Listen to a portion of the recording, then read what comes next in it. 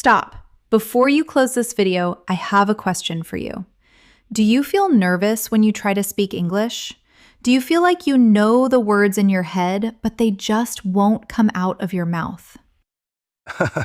I think everyone feels that way, Julia. Even I did when I started. Exactly, Finn. And that is why today's episode is so important. Today, we are going to show you that English is not a mountain you have to climb. It's a game you can play. That's right. In this conversation, we are going to cover 6 key topics to help you go from a beginner to a confident speaker. We'll talk about why mistakes are your secret weapon, how to practice speaking alone, building a 10-minute daily habit, using simple English to sound natural, how to stop translating in your head, and finally, how to stay motivated when you feel like giving up. So, grab a coffee, sit back, and let's start. Finn, let's jump into the first point. Why do people hate making mistakes so much? Well, I think it's because of school. In school, if you make a mistake, you get a bad grade. But in real life, if you make a mistake in English, people usually still understand you. Yeah, that's so true. Listeners, listen carefully. If you say, I go to market yesterday, instead of, I went to the market yesterday, does the other person understand? Yes, they know you went to the market. Exactly. Communication first, grammar second. If you wait until your grammar is 100% perfect, you will never speak. Never. So our first tip is, be brave. Be okay with being wrong. Every mistake is just a lesson in disguise. Okay, Julia, but what if I don't have a partner? Many of our listeners live in places where no one speaks English. What should they do? Oh, this is my favorite part. You don't need a partner. You have yourself. Have you ever tried self-talk, Finn? Self-talk. You mean talking to yourself in the mirror? Yes, or just narrating your day. For example, when you are cooking, say out loud, now I am cutting the onions. Now I am boiling the water. It sounds silly, but it trains your brain to connect your actions with English words. I love that. I used to record my own voice on my phone and listen back to it. At first, I hated my voice. Ha ha ha. We all do, but it helps you hear your own pronunciation. It's like being your own teacher. Now, some people say, Finn, I don't have 2 hours a day to study. And you don't need 2 hours. That's the secret. Consistency is more important than intensity. Right.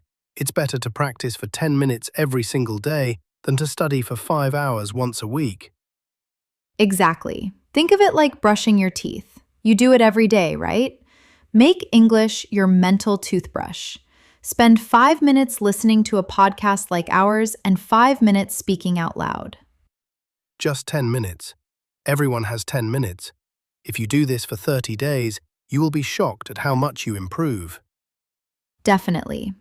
Now, we've talked about habits and mistakes, but there's a big problem many beginners face.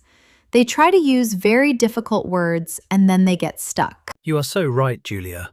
I see this all the time. Beginners think that if they use big words from a dictionary, they will sound like a native speaker. But actually, it's the opposite.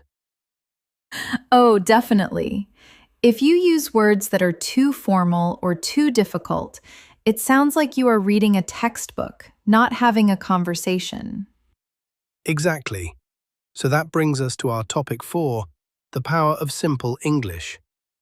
Julia, why is simple English actually better for beginners?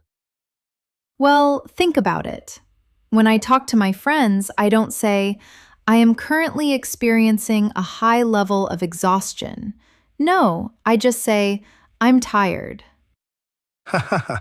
Yeah, if you said that first sentence to me, I'd think you were a robot. Right. So, for our listeners, don't worry about words like nevertheless or consequently right now. Use simple words like but and so. Your goal is to be understood, not to win a vocabulary contest. That makes so much sense. I always tell my students, Look for the easiest way to say what you feel. If you don't know the word for refrigerator, just say the cold box in the kitchen. People will understand. That's a great tip, Finn. It's called circumlocution, using other words to describe something you don't know. It keeps the conversation moving. If you stop to look for one perfect word, the conversation dies. And that leads us to a huge problem. Probably the biggest problem for everyone listening. Topic 5. How to stop translating in your head. Julia. Oh, the mental translator. This is a tough one. Most people hear English, translate it to their own language, think of an answer in their language, and then translate it back to English. Wow, just saying that makes me tired. It takes so much time. That's why there is always a long silence before a beginner speaks. Exactly. And by the time you finish translating, the other person has already moved to a new topic. So, Julia, how do we stop it? Is it even possible? It is, but it takes practice. The secret is to start small. Don't try to think of whole stories. Start by labeling things in English in your head. When you see a car, don't think of the word in your language. Look at it and think, car. When you feel hungry, think, I am hungry. See, so you are building a direct connection between the object and the English word, skipping your native language completely. Precisely. Another trick is to learn phrases, not just single words. If you learn how's it going as one piece of information, you don't have to translate how, is, it, and going separately. You just use it. That is so powerful. I remember when I stopped translating, I felt so much more free. It was like a weight was lifted off my brain. It really is. It makes speaking feel natural. But wait, Finn, I can hear some of our listeners thinking, this sounds like a lot of work. What if I lose my energy? What if I want to stop? Ah, the motivation trap. That is a very important topic. Sometimes you study for a week and then you don't want to look at a book for a month. We've all been there. It's like going to the gym. The first 3 days are great, and then on the fourth day, you just want to stay in bed and watch movies. Haha, guilty as charged. But staying motivated is actually a skill you can learn. It's not just something you have or don't have. You're right, and we have some very specific strategies for that. But before we get into our final topic on motivation, let's take a quick second to think about everything we've covered so far.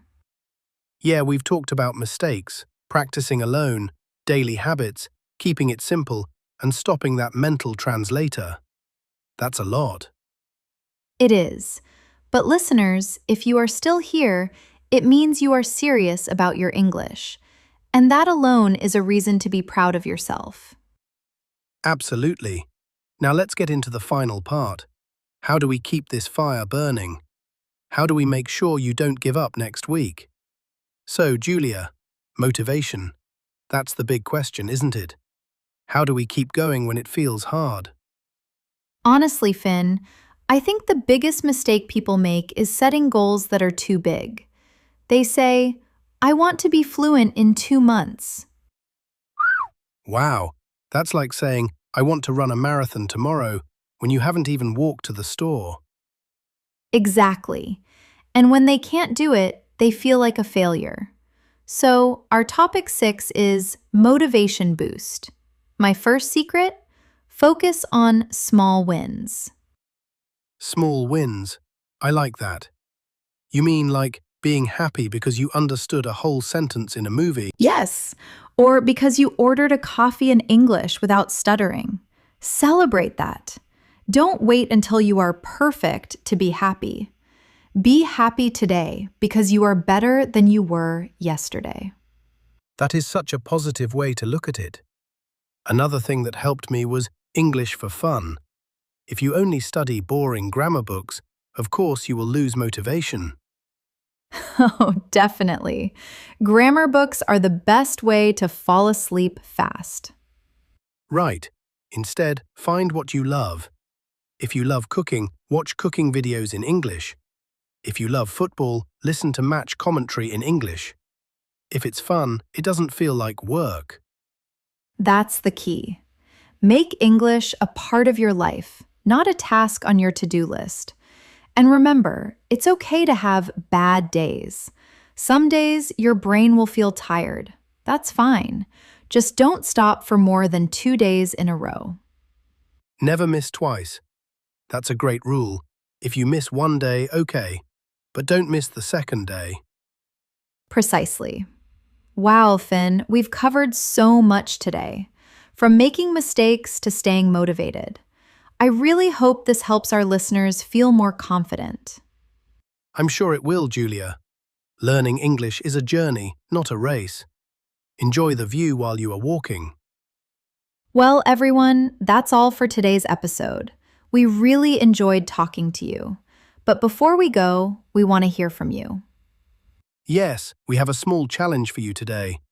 In the comments below, tell us, what is one thing you are going to do today to practice your English? Is it talking to yourself? Is it listening to 5 minutes of a podcast? Or maybe just labeling things in your room? Write it down. When you write your goal, you are more likely to do it. And if you found this conversation helpful, please hit that like button. It really helps our channel grow so we can keep making these for you. And don't forget to subscribe and turn on the notification bell. We have so many more topics coming up. We're going to talk about slang, pronunciation, and even how to pass job interviews in English. You don't want to miss those. So thank you for staying with us until the very end. You are doing a great job. Keep practicing, keep smiling. And we will see you in the next episode. Bye-bye. See you soon!